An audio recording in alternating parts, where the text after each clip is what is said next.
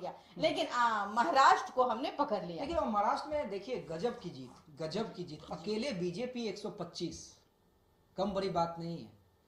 BJP अकेले 125, लेकिन कांग्रेस जो है 288 में से एनडीए 214 और इंडिया गठबंधन महज 65। आपको नहीं लगता कि अब कहीं ना कहीं आधा भी नहीं है कांग्रेस है वो कहीं ना कहीं समाप्त होते हुए दिखाई पड़ रही? नहीं, महाराष्ट्र में तो दिखा है, और मतलब इस तरह का रिजल्ट चौंकाने वाला है। देखिए एग्जिट पोल ये बता रहे थे कि जीत होगी, लेकिन लड़ाई भी बता रहे थे कि कम मार्जिन रहेगा, 10-15 सीट बागियों का जो जलवा है वो इंपॉर्टेंट रहेगा कि बागी जीत कर जाएंगे तो किस गठबंधन को समर्थन करेंगे, वो सब तो नौबत ही नहीं है।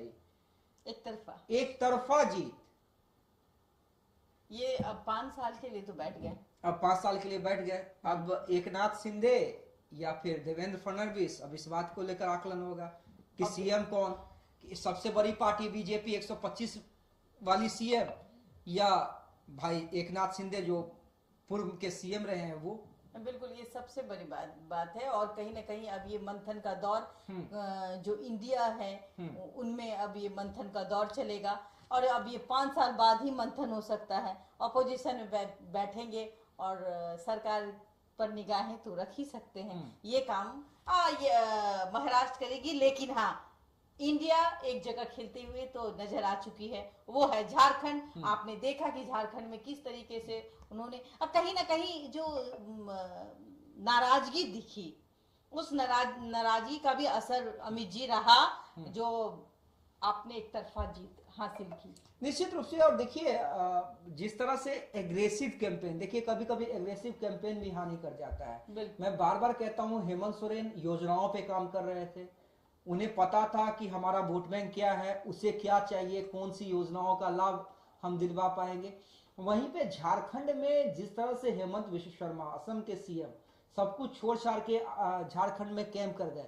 और मैं बार बार कहता हूं कि देखिए एक चीज है, अगर आप क्षेत्रीय नेताओं पे, क्षेत्रीय जो छत्रप होते हैं, जेएम के सुदीप गुड़िया जो है वो जीत चुकी है जी, तो से जी तोरपा से मैं यही कह रहा हूं, अगर आप क्षत्रिय छत्रप हैं, रीजनल पार्टी के जो नेता होते हैं, जिनका वहां पे जो जनता होती है वो मानती है कि भाई यही मेरा मसीहा है जी, तो उस पे आप अगर व्यक्तिगत टिप्पणी करते हैं तो वो वहां की जनता बर्दाश्त नहीं कर पाती है।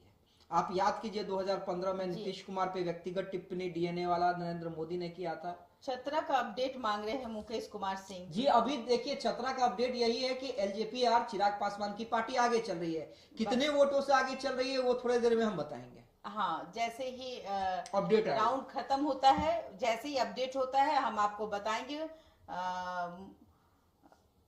मुकुल कुमार कोई बोले, क्या बोले बताइए, आप अपनी बातों को रखें।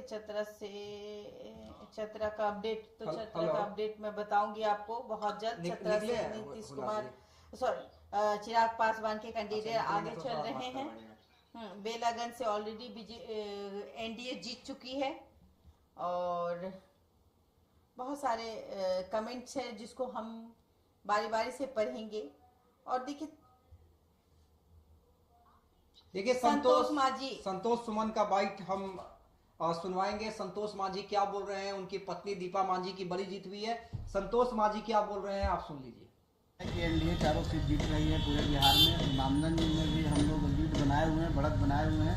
हम समझते हैं जीत होगी तो जनता का जीत होगा, और एनडीए के तमाम नेताओं को भी हम इस जीत का श्रेय देना चाहते हैं।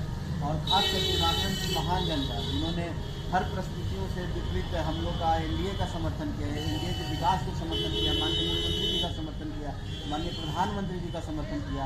और हम आशा रखते हैं कि जो बचा हुआ है उसमें हम लोग बढ़त बनाएंगे और हम लोग अच्छी मार्जिन से चुनाव जीतेंगे। बेलागंज की स्थिति, बेलागंज में भी हमने कहा ना कि चारों सीट पर हम लोग की बढ़त बनी हुई है, और ये दर्शाता है कि एनडीए की लहर है बिहार में। और आने वाला 25 में भी इसी तरह का रिजल्ट होगा। हम 220 के पार करेंगे और बड़ी बहुमत से।